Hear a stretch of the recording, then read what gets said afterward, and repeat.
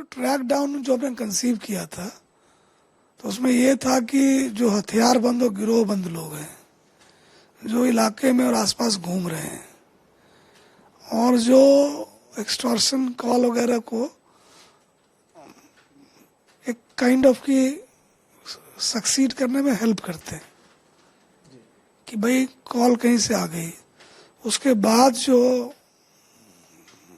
Threat को carry करना, पैसे कलेक्ट करना, ये जरूरत पड़े स्ट्राइक करना, तो ये इसके लिए लोग चाहिए।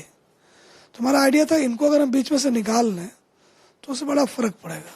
तो हमारा वो प्रयोग काफ़ी कामयाब रहा और आप देखें कि 15 दिन के कोशिश में हमने 1400 के आसपास इस तरह के जो हथियारबंद गिरोहबंद मुलजिम थे उनको गिरफ्तार किया है। उनके पास से 225 के आसपास पिस्टल पकड़ा है, 350 कार्ट्रिजेस। इसमें से 38 जो है इनामी बदमाश हैं, बहुत दिन से भागे फिर रहे थे और इनके खिलाफ 50,000 से लेके 5,000 तक इनके सिर पर इनाम था। इसमें से 113 ऐसे हैं जिनके पास से 90 के आसपास पिस्टल बरामद हुआ, 150 कार्ट्रिजेस, जो कि हत्या की योजना के तहत ये हथियार लेके आए थे। और आपको खुशी होगी कि 52 लोग जो थे टोटल और उनके एक परिवार को, इनको मारने की योजना को हमने इनकी गिरफ्तारी के साथ विफल कर दिया। तो इसको हम एक बड़ी कामयाबी मानते हैं इसको। सर, दूसरा कुछ इलीगल प्रॉपर्टीज के बारे में बताएंगे, कुछ जो जब्त किए हैं, जो हाँ, देखिए इसमें हमें करीब 200 के आसपास की प्रॉपर्टी है जिसकी टोटल वैल्यू 114 करोड़ है, जो कि क्राइम प्रोसीड है, ये काली कमाई है। इसके जब्ती के लिए हमने काइंड ऑफ उस पर काम शुरू कर दिया है। और भी जो इस तरह के अपराधी हैं उनकी जो अपराध से अर्जित संपत्ति है, हम उसमें जो भी विधि अनुसार प्रक्रिया फॉलो करके इनको बदमाशी की कमाई पर फलने फूलने नहीं देंगे जी। दूसरा सर, अगर आंकड़े जैसे आप बता रहे हैं तो पूरे हरियाणा में सबसे ज़्यादा कौन सा वो जिला था जिसमें से ज़्यादा इस तरह के लोग पकड़े गए या क्रिमिनल्स पकड़े गए? उसमें से जो बड़े जिले थे वहाँ ज़्यादा पकड़े गए, गुड़गांव में ज़्यादा पकड़े गए। जो एनसीआर के जिले हैं, सोनीपत वगैरह है, जहाँ मतलब नहीं समझे, जहाँ की इकोनॉमिक एक्टिविटी ज़्यादा है तो वहाँ बदमाश भी ज़्यादा हैं, वहाँ ठगी मारने वाले भी ज़्यादा हैं।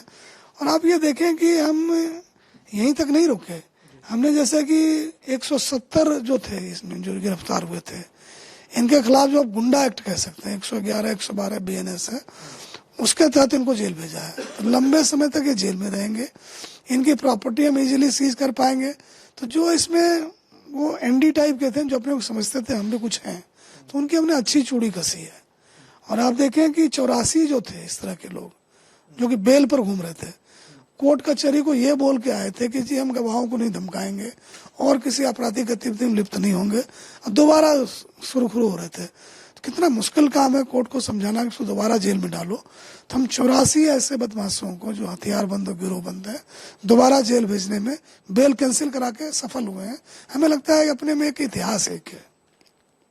और 670 जो थे हमने उनको जेल नहीं भेजा क्योंकि उन्होंने कोर्ट में ये कहा कि जी हम पर रहम किया जाए, हमें जीने दिया जाए, यहाँ पर हम कोई अपराध नहीं करेंगे। हमने उनको मौका दिया कि ठीक है बाहर रह लो। जैसे सफलता रही है ऑपरेशन क्रैकडाउन की, तो उसके बाद इसको एक्सटेंड कर रहे हैं, आगे भी चलेगा, ये कब तक चलेगा इसके? देखिए 1900 के आसपास आइडेंटिफाई हुए थे कि भाई ये लोग हैं जो अगले सप्ताह, एक सप्ताह के अंदर किसी को विक्टिमाइज कर सकते हैं, गोली चला सकते हैं, धमकी दे सकते हैं। तो 1400 उसमें हमारे नेट में आ गए हैं, तो 500 और बच रहे हैं।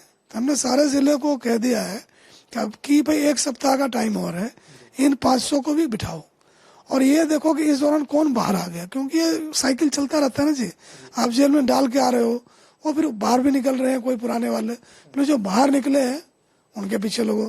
तो मोटा मोटी ये जो है ना जी, ये लास्ट माइल प्रॉब्लम हमारी है। ये जितने भी अपराध हिंसक इलाके में होते हैं इन्हीं के सिर होते हैं। हम तो हमेशा इनके पीछे लगे रहेंगे। इनका बाहर रहना ना हमारे लिए ठीक, ना लोगों के लिए ठीक, ना इनके लिए ठीक है। तो अब पूरी हमारी कोशिश यही है कि जो जेल में है वो जेल में रहे और जो बाहर है वो कायदे से रहे, नहीं तो उनको भी जेल में ठूसेंगे। और बाकी मैं ये कहना चाहूँगा कि देखो जी, बदमाश कोई पैदा नहीं होता है, यहीं आके सीखते हैं। तो ये जो वाहियात की जिंदगी जी रहे हैं, ना इनके परिवार वाले इनसे राजी हैं, ना इनका समाज इनको स्वीकार करता। ये अगला मैंने क्या कहते हैं कि पुलिस भी इनके पीछे लगी रहती है। तो ऐसा क्या करना है भाई? तो अगर ये जेल में गए हैं तो हम अपेक्षा करते हैं कि जेल में जो इनको खाने के लिए कमाना नहीं पड़ता है, बैठ के आराम से खा सकते हैं, इंतजाम है। तो सोचेंगे कि ऐसी जिंदगी क्या है जहाँ की बार बार पुलिस पीछे लगी रहती है, लोग शोर मचाते रहते हैं। तो क्या वो दुनिया छोड़ के, अपराध की दुनिया छोड़ के ये मुख्य धारा में शामिल हो सकते क्या? तो मैं समझता हूँ जेल में ये इस तरह का मंथन करेंगे और लोगों को तंग करने के रास्ते से हटेंगे। अगर आप ये वीडियो YouTube पर देख रहे हैं तो हमारे चैनल को सब्सक्राइब करें और बेल आइकन को दबाना ना भूलें। अगर आप Facebook पर ये वीडियो देख रहे हैं तो हमारे पेज को लाइक करें।